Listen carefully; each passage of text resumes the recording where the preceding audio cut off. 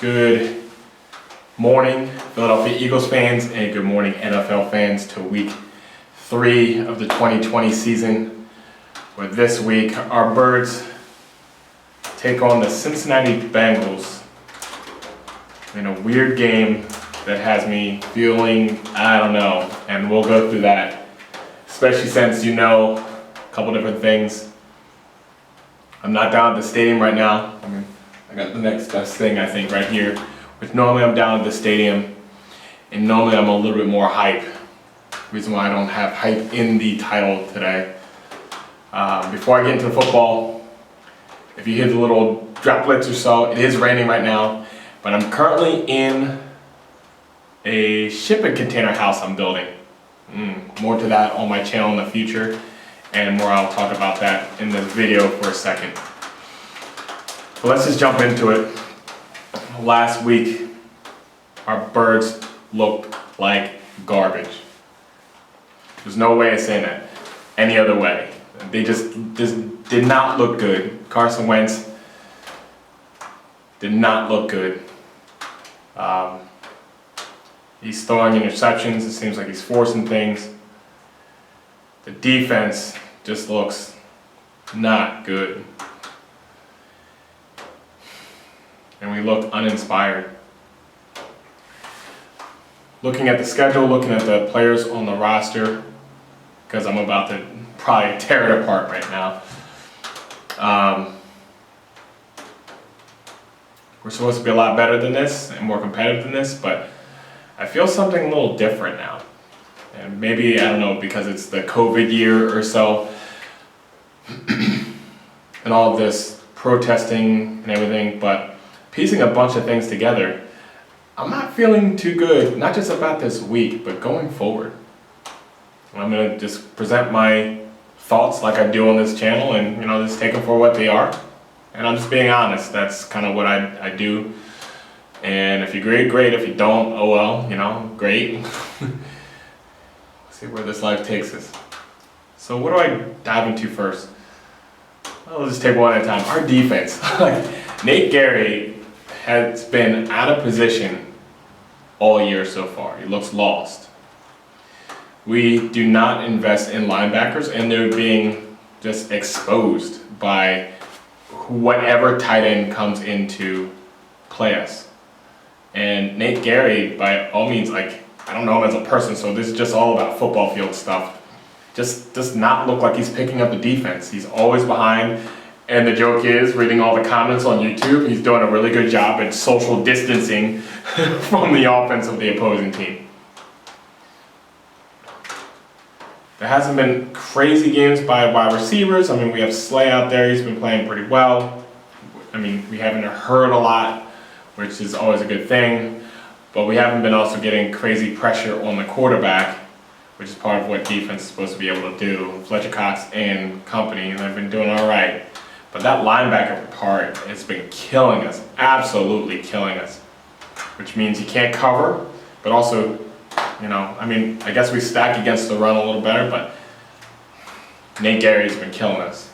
I'm not going to blame all the defense on him, but man, that's a weak point that if I was an opposing team offense, I would go right after that guy all day. And as soon as I get a matchup that's favorable in the rotation, I would just hurry up offense and stay in that rotation and then crush that guy until I score a touchdown and win by 10 plus points, which has happened in week 1 and 2. Special teams we haven't heard much from, which is a good thing. Making field goals and not having a bunch of mistakes, so they're in the clear for right now. Offense. What in the world is going on with our offense? Where's Deshaun Jackson? He's had some catches, but where are those big bomb plays that we have grown to expect? The reason why we even signed him back. Not just for nostalgia purposes, but to be a deep threat. We drafted a bunch of speedsters and heard almost nothing from Jalen Reagor, Hightower, Watkins, you name it. Have heard nothing from Greg Ward. We didn't have Miles Sanders in the week 1. Week 2 we had him and initially fumbled, which just man, this team, and he got it. But then where are the rest of our running backs? I'll jump into creativity before I even go into Carson Wentz. And yes, I'm wearing my full shirt. Yes, we'll talk about that. Where's the creativity? No matter who's playing. I mean, Lane Johnson wasn't in week 1, week 2, he's in a whole lot better. We didn't give up 8 sacks. But then it seems like our offense is very predictable, especially when we go, kill, kill. Like you kind of exactly know. I mean, I'm telling people that I'm watching the game with exactly what the play's about to be. So if I can do that from the couch, I'm pretty sure people that have studied for the week know what's coming. So we're not utilizing the players that we have to the max potential. And it seems like everybody's coming out flat and there's no energy.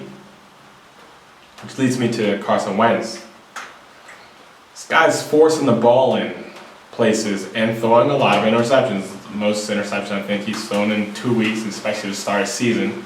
It's his 5th year, which means he's supposed to have a good grasp. I know he's been injured off and on the last couple years, but he still have a really good grasp of the offense. But to me, it's when I watch the game and I see that he's going for something deep, when the flat is open, it's like a boxer that doesn't throw a jab and just keeps on throwing haymakers, and eventually one will hit. Like, yeah, you might have gotten popular in the beginning fights that you've had. I've coached boxing before, this is why my brain thinks like this. But you might have had some success in North Dakota State University, with the amateurs and stuff, throwing those haymakers because you're just strong. But with pros, you got to think a little better.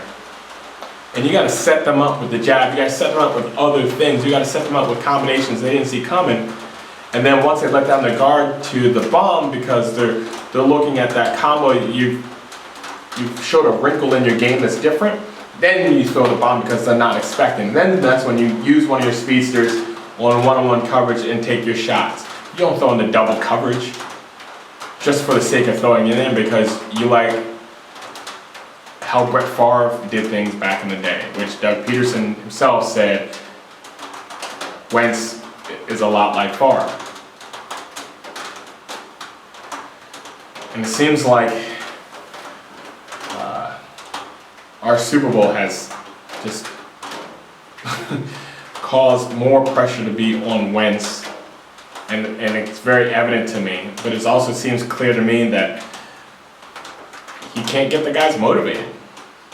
Like, there's no other way around it. He might be this big behemoth of a person that he's smart and he can throw a laser, he can do this, he can do that, but first off, like, just being real honest, the guy doesn't have a good deep ball. Doesn't have a good touch pass. He had that one to Dallas Goedert, I get that, but it doesn't have a good one.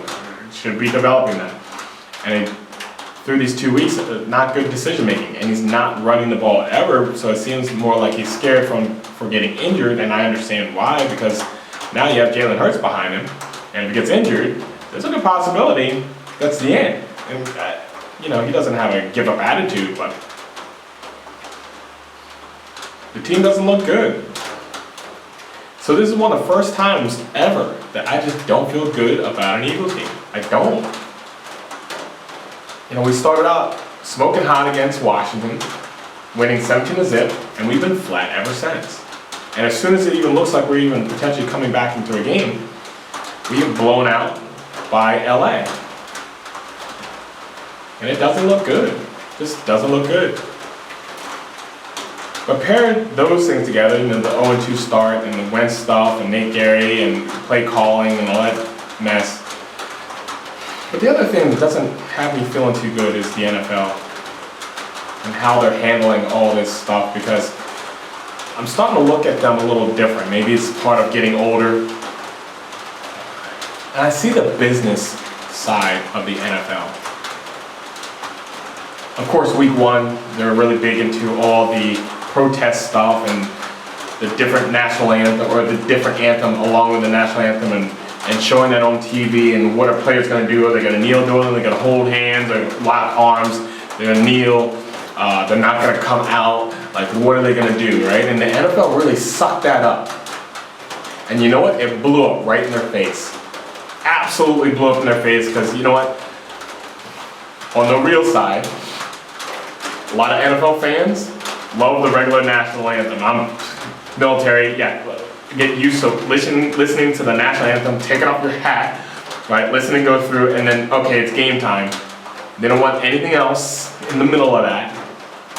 No other distractions, no politics, because also football and all these sports is a distraction from other things in life. So we pay money to be distracted, like knowingly. I do that myself for like 3 hours or so, not thinking about anything else except for like first downs and what chicken fingers or whatever I'm gonna eat, or what steak I'm gonna get from like Larry's or Jim's or something like that, and hanging out with friends and family, and hopefully your team shows a lot of fight and wins, maybe even goes and wins some playoff games, and one team wins the Super Bowl.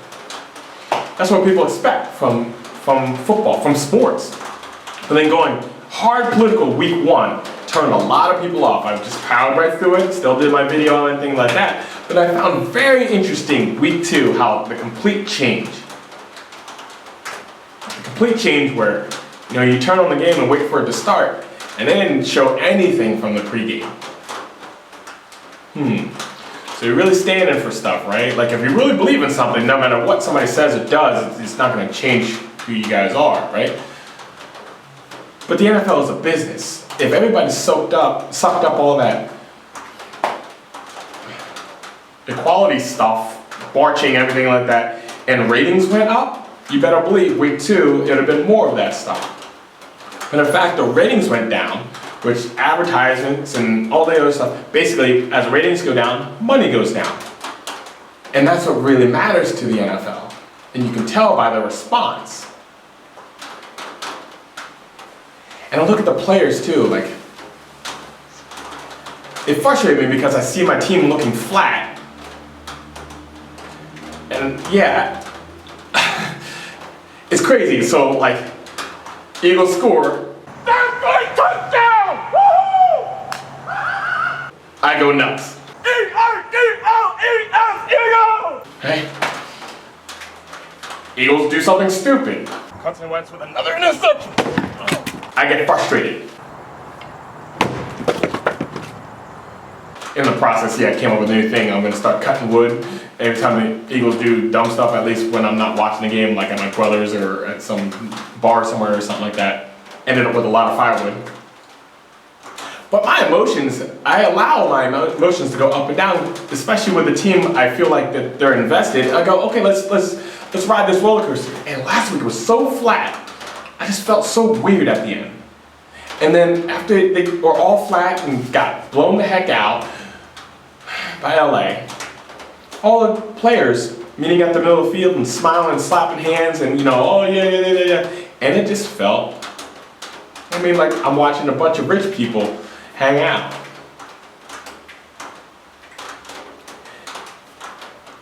And even looking at, if you follow like their feeds and all that stuff like that, you see what's really important to them about what they do on a consistent basis. Do I really want to spend this much time in an investment? Like, driving down to the stadium and traveling across the country with all that stuff. I might still do all that stuff, but I might do it in a different way for a different reason. I might maintain my distraction for the sake of like hanging out with friends and family. Because it's fun hanging out with friends and family, but I might not jump on the emotional train anymore with sports in general. Maybe this is just a crappy year for Philly sports. The only one that even showed up was the Flyers, because the Phillies just tanking the season, they stink. The Sixers completely underperforming, and Ben Simmons has been frustrating while watching Jimmy Butler like light it up in the playoffs, which we should have kept instead of like Brett Brown, which we fired the year after we let him go. And now my Eagles are 0-2, and just looking lifeless. And all this stuff that's going on in the media that's just complete, it's frustrating, of things that I don't have control over. I do have control over my time and my money and my energy. And I have lots of it, but I don't want to waste it. Which is appropriate for even sitting in my container home, because I think my channel is going to turn more into that That's something that can potentially change lives, and a plan that I have in solution to all these things that we have going on. And I'll end it on this, because I know this is a pretty long video, 15 minutes, wow. I'm wearing my Nick Foles stuff today, and my throwback Eagles. And people never liked that. I always thought that we kept the wrong quarterback, and this is kind of just proving it. But here's the reason why. This is part of the reason why. I don't want to take a long time.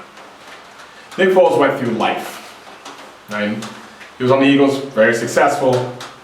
He got injured. We ended up trading him.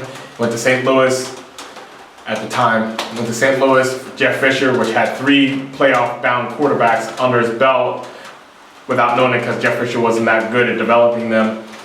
Nick Foles played like garbage, was thinking about quitting, came back to Kansas City, and then came back here to Philly, which we all know the story. When he came back, his expectations he didn't have them anymore. He was just there to play football. He didn't have to sit there and say, I'm the leader of the team, I have to do all this, blah, blah, blah, to what I believe. He didn't have to like pound his chest and stuff. He was just another player in the locker room, playing a game, and hopefully doing his part to help the team win. So he had like nothing to lose. And he wasn't trying to assert any kind of crazy authority, and he wasn't touted as this savior to the team kind of thing. So when it was time for him to come in, he could play loose. And he could just sling it. And he could say, hey look, how about you just do your, I'm going to pass it to you if you're open. I don't care who you are. You don't have to be Zach Ertz for me to pass it to you. Hey, Nelson Aguilar, if you're open, I'm throwing it to you. So just get ready. There wasn't any crazy pressure on anybody, including himself, which allowed for him and the team to perform at a high level. Along with, yes, I have to say, Frank Wright was here, so he was a big loss when he went to the Colts, I believe. But he played loose, and we outscored the Patriots in the Super Bowl. Not to mention, just absolutely torched Minnesota. And people are still talking trash, even though I went to all the games. I went to a lot of games that year. And he just won. And then you have this guy, Carson Wentz, that has all this pressure, and he's not producing. It's not making the people around him better.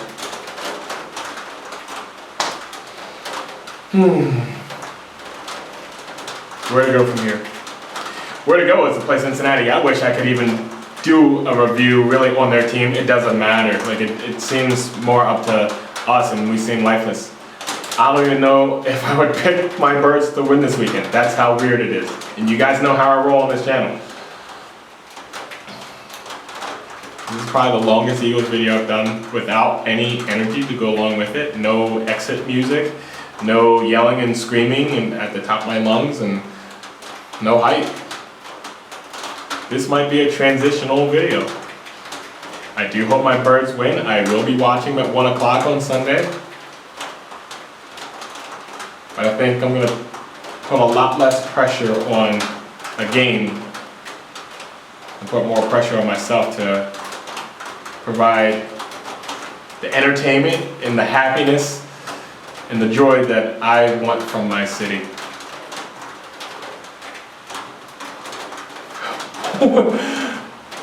More to come on this container home and off-grid living in Philadelphia. And good luck to the Birds this weekend. I hope they win. If they don't, it will not be the end of the world. If we don't win this game, there's a possibility we might go 0-6 to start the season. That stinks. I can't even believe I just said that. Well, have a good day.